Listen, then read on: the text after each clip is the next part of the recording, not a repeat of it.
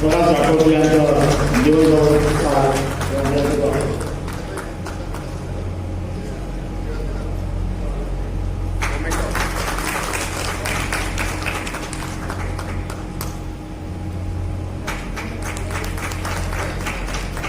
अध्यक्ष भाषणानंतर माजी मंत्री सोमराजे भोलक हे आजच्या उपवर्गीय आरक्षणा संदर्भात आणि या जातीमध्ये जे तेढ निर्माण करण्याचं केंद्र शासनाचं आणि महाराष्ट्र शासनाची काही चाल सुरू आहे यावर आपलं भाष्य करावं अशी विनंती करतो आहे. माननीय सोमराजे भोलक माजी मंत्री.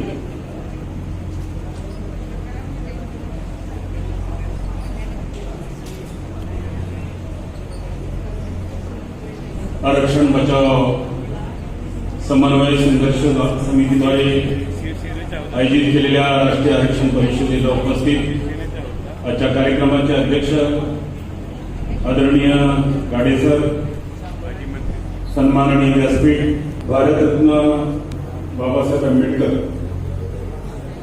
यांच्या विचाराशी आपण सगळे सहमत होऊन आज या परिषदेला सामोरं जातो. आणि आरक्षणाचा जो मुद्दा आहे त्या निमित्तानं संपूर्ण देशामध्ये एक आंदोलन सुरू आहे. त्या आंदोलनाची महाराष्ट्रातली ही तयारी ही केवळ महाराष्ट्रापुरती राहणार नाही. नागपूरला येत होतो, माझं समाजाचाच कार्यक्रम होता आणि गाडी साहेबांना सांगितलं की मला ताबडतोब एक निवेदन द्या. हे निवेदन देऊन मी गडकरी साहेबांना दिलं आणि त्या संदर्भातला निषेध नोंदवला. ह्या सगळ्या तांत्रिक बाबीवर मी काही बोलणार नाही. तर सगळे अतिशय तज्ञ आणि तज्ञ लोक या ठिकाणी आले ते आपल्याला सांगतायत. परंतु एक राजकारणाचा भाग म्हणून तुमच्या सगळ्यांच्या आशीर्वादाने, बाबासाहेबांच्या आशीर्वादानं 25 वर्ष विधानसभेचा सदस्य राहिलो. 5 वर्ष या राज्याचा सामाजिक न्याय मंत्री राहिलो, महिला बाल कल्याण मंत्री राहिलो, माजी सैनिक कल्याण मंत्री राहिलो. आणि त्यावेळेस आमच्या अधिकाराची जाणीव करून देण्यासाठी जे जे प्रयत्न केले, समाजासाठी जे जे निर्णय घेतले त्याचे 2 साक्षीदार आज या सभागृहात आहेत. माननीय गजबे साहेब आहेत आणि अतराम साहेब आहेत. त्यावेळेचे माझे सचिव एकनाथ गायकवाड होते. अतिशय एक दिलानं, एक मनाने, एका विचारानं आपल्या अधिकाराला वाचा फोडण्याचं काम आम्ही त्या काळामध्ये केलं. 95 ते 99 या काळामध्ये मी मंत्री राहिलो. मी मुद्दाम एक वेगळा विषय तुमच्या पुढे मांडतोय की आमचे अधिकार, आमचं बजेट, आता जिथे जागा आम्हाला मिळत नाही, आम्ही भूमिहीन आहोत, जागाच नाही तर पाणी कुठून आणणार, या सगळ्या समस्या आमच्या पुढे होत्या.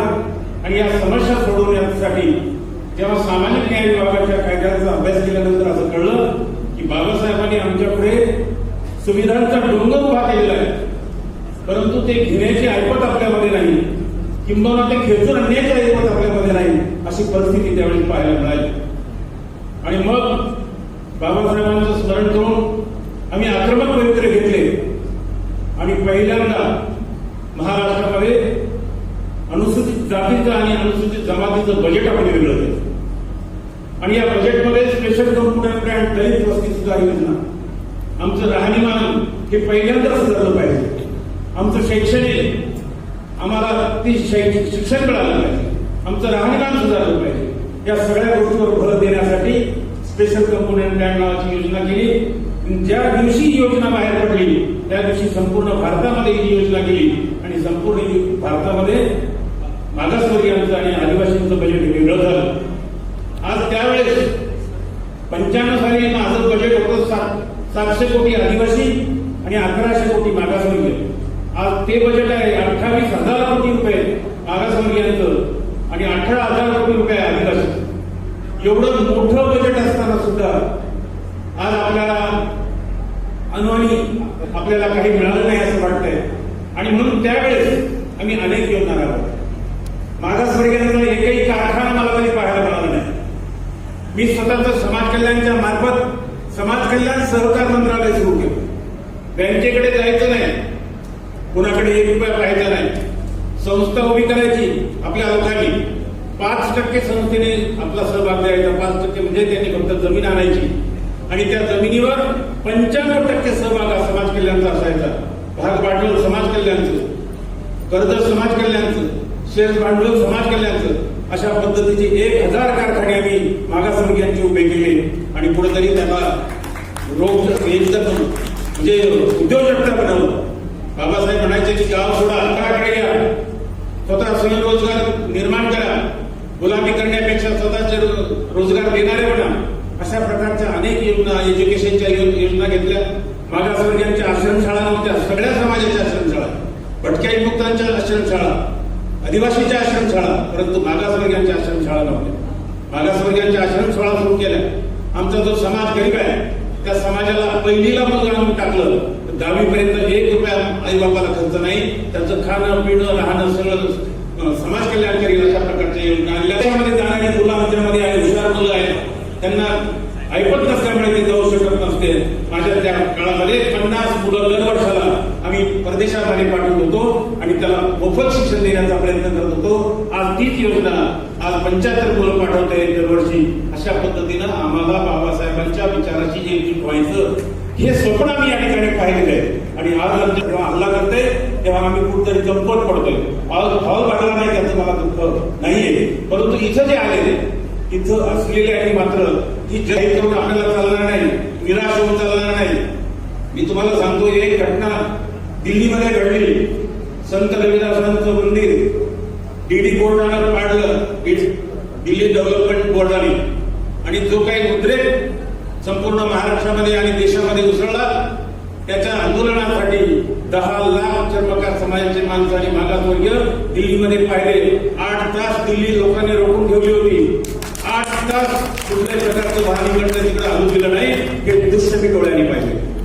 आणि दुसऱ्या दिवशी पंतप्रधान आणि मुख्यमंत्र्यांनी डीडी बोर्डाला बोलवलं, ती जमीन आम्हाला परत केली. ही ताकद आपल्याला दाखवायची. आज आमचा एकच खासदार बाबासाहेब विचारांचा त्या ठिकाणी पोहोचलाय, चंद्रशेखर आझाद. त्यांनी संपूर्ण देशाला हादरून टाकलेलं आहे. बाबासाहेबांच्या विचारांना आज मस्तपणे संपूर्ण दिल्ली, UP, MP मध्ये त्यांनी आपलं स्थान बसवलेलं आहे आणि त्याच्या सभेला प्रचंड मोठ्या प्रमाणात गर्दी होते.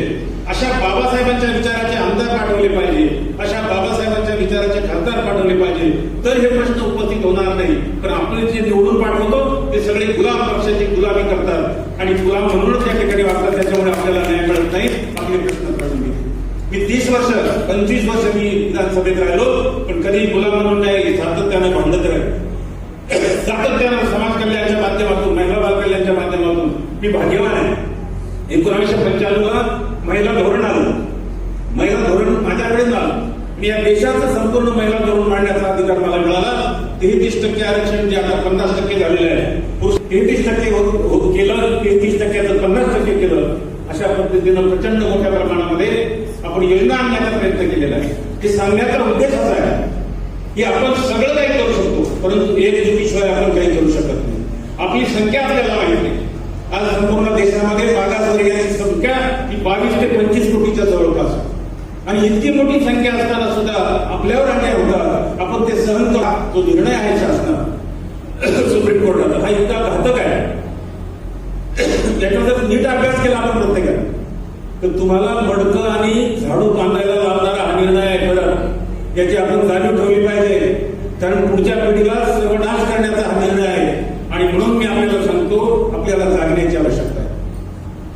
मी या ठिकाणी गाडी सरांना सांगू शकतो, गाडी सर, मी संपूर्ण भारतामध्ये नुसता राष्ट्रीय अध्यक्ष नाहीये, मी प्रत्येक राज्यामध्ये माझी संघटना आहे.